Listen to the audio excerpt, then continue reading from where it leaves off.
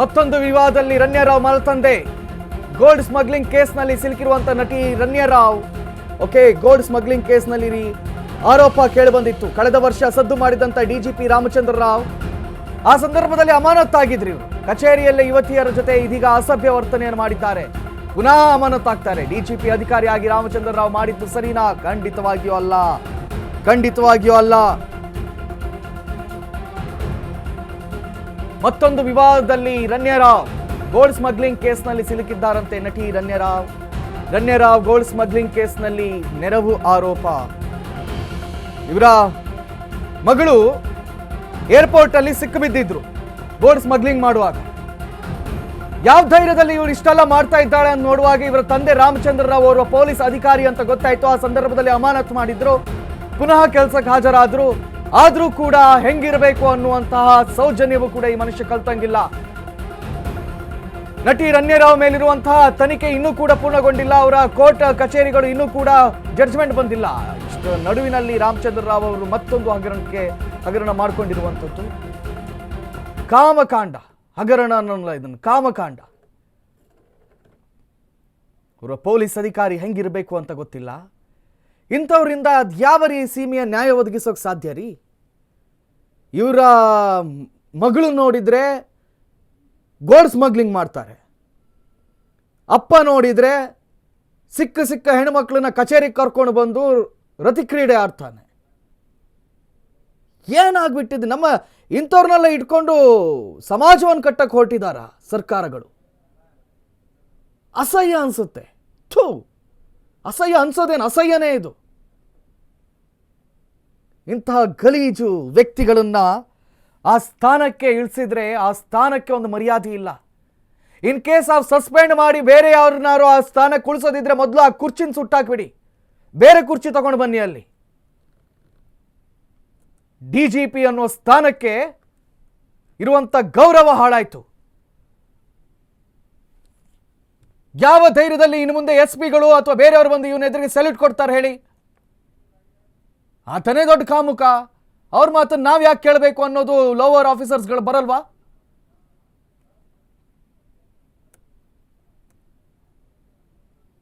DGP ಅಧಿಕಾರಿಯಾಗಿ ಮತ್ತೊಂದು ವಿವಾದದಲ್ಲಿ ಸಿಕ್ಕಾಕೊಂಡಿದ್ದಾರೆ ರಾಮಚಂದ್ರ.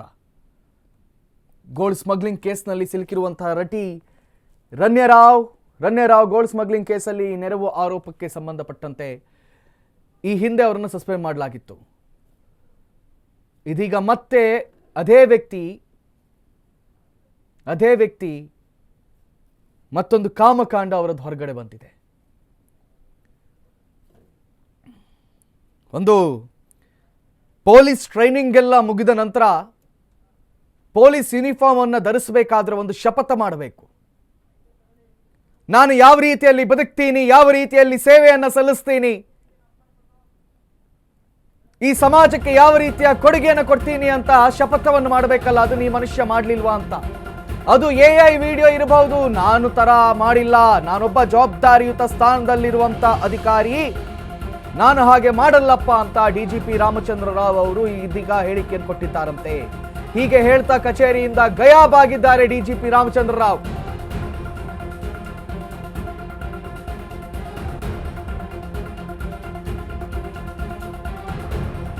ನಾನವನಲ್ಲ, ವಿಡಿಯೋದಲ್ಲಿರೋದು ನಾನಲ್ಲ, ಅದು AI ವಿಡಿಯೋ ಇರಬಹುದು, ನಾನು ಆ ಥರ ಮಾಡಿಲ್ಲ, ನಾನೊಬ್ಬ ಜವಾಬ್ದಾರಿಯುತ ಸ್ಥಾನದಲ್ಲಿರುವ ಅಧಿಕಾರಿ, ನಾನು ಹಾಗೆ ಮಾಡಲ್ಲಪ್ಪ ಅಂತ ಹೇಳಿಬಿಟ್ಟು ಡಿಜಿಪಿ ರಾಮಚಂದ್ರ ಕಚೇರಿಯಿಂದ ಗಯಾಬಾಗ್ಬಿಟ್ಟಿದ್ದಾರೆ.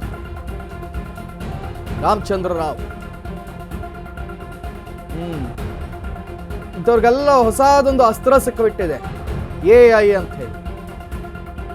AI ವಿಡಿಯೋ ಯಾವುದು, ನಾರ್ಮಲ್ ವಿಡಿಯೋ ಯಾವುದು ಅಂತ ಗೊತ್ತಾಗಲ್ವೇನಪ್ಪ. ಮೀಡಿಯಾದವರು ಕ್ಯಾಮ್ರಾ ಜೊತೆಲೇ ಬದುಕ್ತಾ ಇರ್ತೀವಿ, ಕ್ಯಾಮ್ರಾ ಜೊತೆಯಲ್ಲೇ ಉಸಿರಾಡ್ತಾ ಇರ್ತೀವಿ.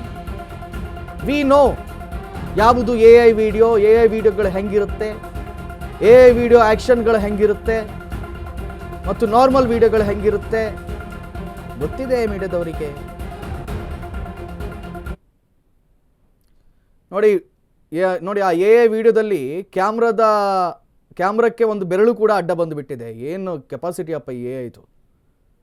ಆ ವಿಡಿಯೋನ ಫಸ್ಟಿಂದ ಪ್ಲೇ ಮಾಡಿದರೆ ಒಂದು ಬೆರಳು ಕಾಣಿಸುತ್ತೆ ನೋಡಿ.